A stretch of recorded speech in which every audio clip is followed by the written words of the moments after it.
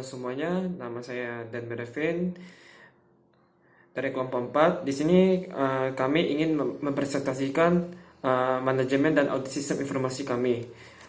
Anggota kelompok kami terdiri dari Charles William dengan NPM 2031018, Frankie G dengan NPM 2031029, Dan Mervin dengan NPM 2031041, Vicky Anggrianto dengan NPM 2031042, Sakilah Dwi Cahyani dengan NPM 2031059, Christine Gabriela dengan NPM 2031094, Jackie Ang dengan NPM 2031135, dan yang terakhir adalah Michael dengan NPM 2031136. Selanjutnya akan dijelaskan oleh Vicky Anggrianto. Sekian dari saya, terima kasih. Halo, nama saya Vicky dengan NPM 2031042 dan saya akan menjelaskan mengenai pendahuluan. Yang pertama adalah latar belakang UMKM. Jadi Buana Home adalah sebuah perusahaan yang berjalan di bidang interior. Buana Home didirikan pada tahun 2015 untuk memberikan solusi layanan properti di Indonesia. Buana Home membantu dalam mengembangkan rumah impian, merenovasi lokasi untuk kebutuhan bisnis penting, dan juga tempat untuk berinvestasi di properti. Buana Home memiliki keahlian dalam berbagai bidang seperti desain interior, arsitektur, dan konstruksi ataupun renovasi. Buana Home memiliki visi di mana mereka akan memberikan hasil yang luar biasa pada klien yang dapat meningkatkan kualitas hidupnya.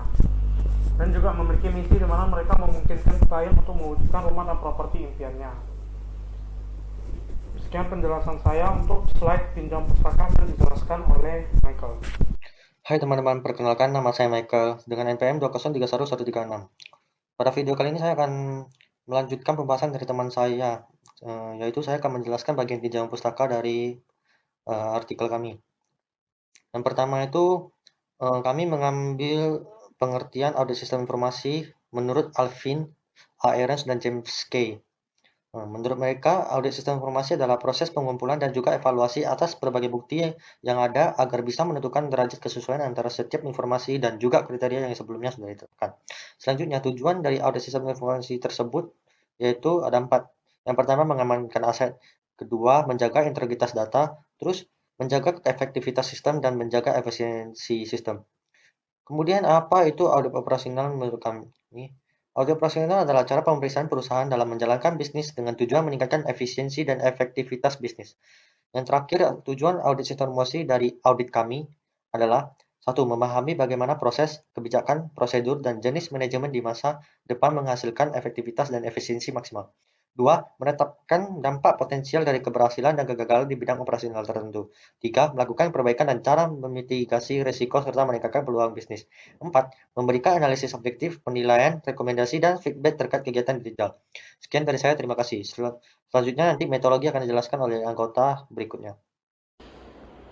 Perkenalkan, nama saya Sakilah Dwi Cahyani dengan NPM 2031059. Jadi saya akan menjelaskan bagian metodologi. Yaitu dimana di bidang audit ini diimplementasikan yaitu audit operasional, dimana memungkinkan pihak perusahaan dapat mengetahui pencapaian kegiatan operasi perusahaan seperti masalah-masalah yang dihadapi serta cara. Selanjutnya yang akan menjelaskan adalah teman saya Gabriel. Terima kasih. Perkenalkan, nama saya Christine Gabriela dengan NPM 2031094. Di sini saya akan menjelaskan hasil dan pembahasan dari audit kami. Perencanaan audit yaitu sesuai dengan target audit Satuan Pengawasan Intern Badan Usaha Milik Negara dan Koperasi lainnya, Buana Home Batam. Satuan Pengawasan Intern menyusun program kerja audit tahunan untuk 1. Laporan kegiatan, 2. Kelancaran pelayanan koperasi pada masyarakat, 3. Menjaga kekayaan negara, 4. Loyalitas BUMN terhadap peraturan yang berlaku, 5. Peningkatan pengeluaran ekonomi dan peningkatan efisiensi dan efektivitas. Kemudian target audit di sini akan kami jabarkan menjadi beberapa kelompok, yaitu audit keuangan di mana akan melakukan penilaian atau evaluasi sistem akuntansi dan pengendalian keuangan. Kemudian pemeriksaan kelengkapan dan kewajaran laporan keuangan. Kemudian audit kepatuhan terhadap peraturan yang berlaku. Selanjutnya audit terhadap pengamanan status kekayaan dan mengkaji ulang analisis laporan keuangan. Kemudian ada juga target audit di sini yaitu audit operasional, di mana kelancaran pelayanan BUMN kepada masyarakat, kemudian audit kepatuhan terhadap peraturan yang berlaku, serta peningkatan pengeluaran ekonomi dan peningkatan efisiensi dan efektivitas. Selanjutnya akan dijelaskan oleh Charles William. Audit dilakukan oleh satuan pengawas intern berdasarkan program kerja audit tahunan yang telah ditetapkan. Surat izin yang diterima oleh tim audit akan dikirimkan kepada pimpinan unit kerja terkait sebagai pemberitahuan bahwa unit kerjanya akan diaudit. Penetapan program audit dengan program audit pekerjaan akan berjalan dengan lebih terorganisir.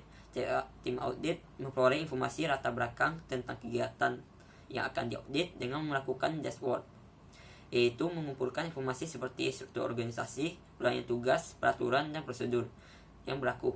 Pengendalian internal akan mengambil informasi dari file mereka sendiri, karena mereka selalu menyimpan semua informasi selalu up to date pada file permanen dan file saat ini, sehingga akan mempermudah pekerjaan mereka. Setelah semua pekerjaan audit di atas dilakukan, maka tim audit akan menganalisis, menafsirkan, dan membuktikan kebenaran informasi untuk mendukung hasil audit.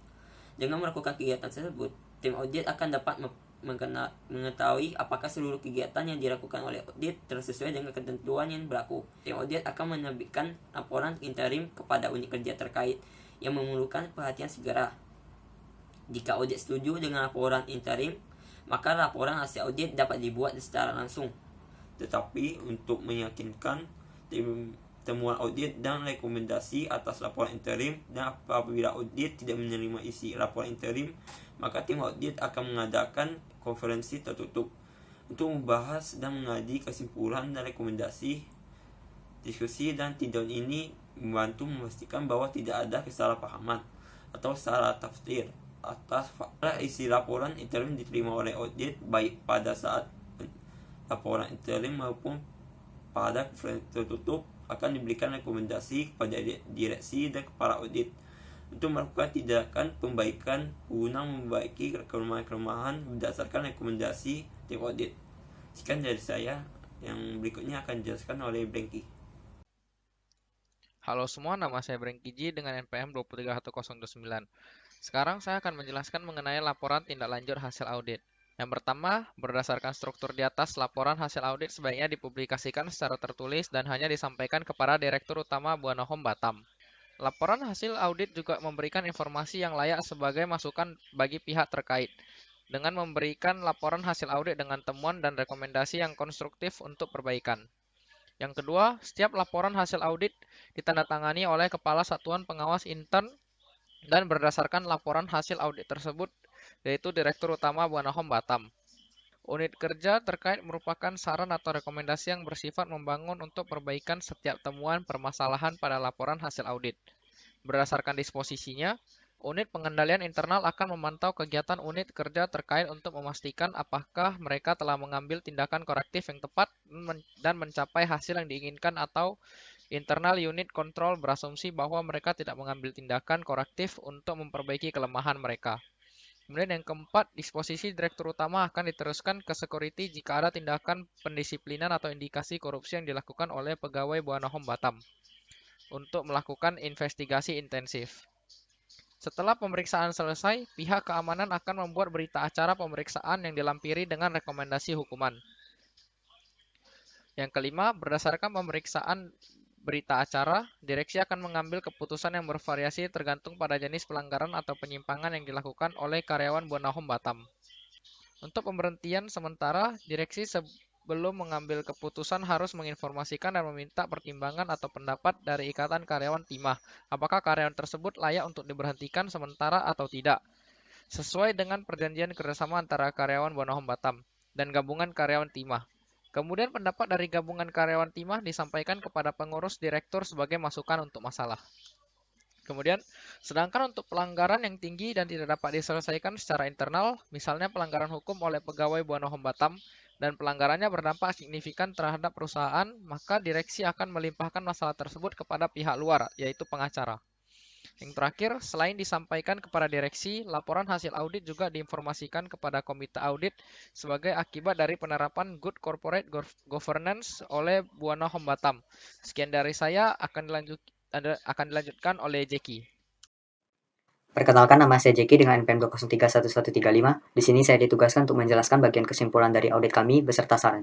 Kesimpulan terdiri dari 3 poin. Yang pertama, audit internal yang dilakukan Buana Home Batam telah sesuai dengan ketentuan standar pemeriksaan Satuan Pengawasan Intern atau SPI, Badan Usaha Milik Negara, ataupun Badan Usaha Milik Daerah. Lalu, Buana Home Batam dan regulasi tentang Satuan Pengawasan Intern.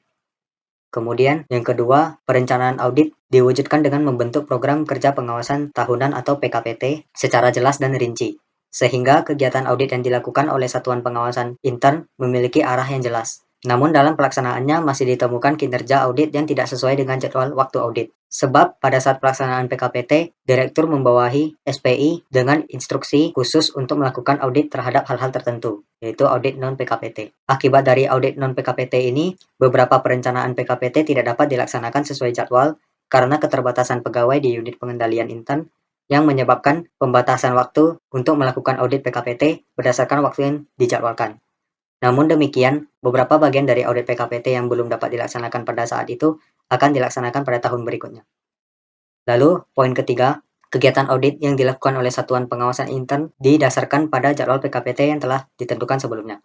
Pada dasarnya dilakukan berdasarkan prosedur sesuai dengan flowchart yang telah ditentukan oleh Kepala Satuan Pengawasan Intern.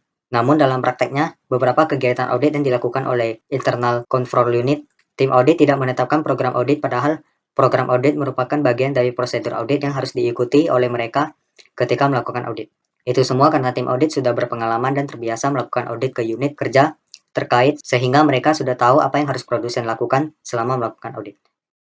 Lalu, saran. Dari kesimpulan yang sudah ditentukan, dalam rangka meningkatkan kinerja unit pengendalian intern, dapat disarankan bahwa meskipun tim audit sudah berpengalaman dan sering melakukan audit kepada unit kerja terkait di Buana Home Batam, mereka harus membuat program audit untuk setiap kegiatan audit. Tujuannya, jika ada pihak lain yang ingin melihat kegiatan audit yang telah dilakukan oleh tim audit, dari program audit mereka dapat mengetahui prosedur apa yang diambil oleh tim audit selama melakukan audit. Selain itu, jika staf unit pengendalian intern dipindahkan ke departemen lain, hasil audit mereka akan dapat mengetahui tanpa meminta dari staf SPI yang dipindahkan. Demikianlah hasil presentasi kami. Sebelumnya kami mohon maaf yang sebesar-besarnya apabila terdapat kesalahan kata dalam penyampaian kami. Terima kasih.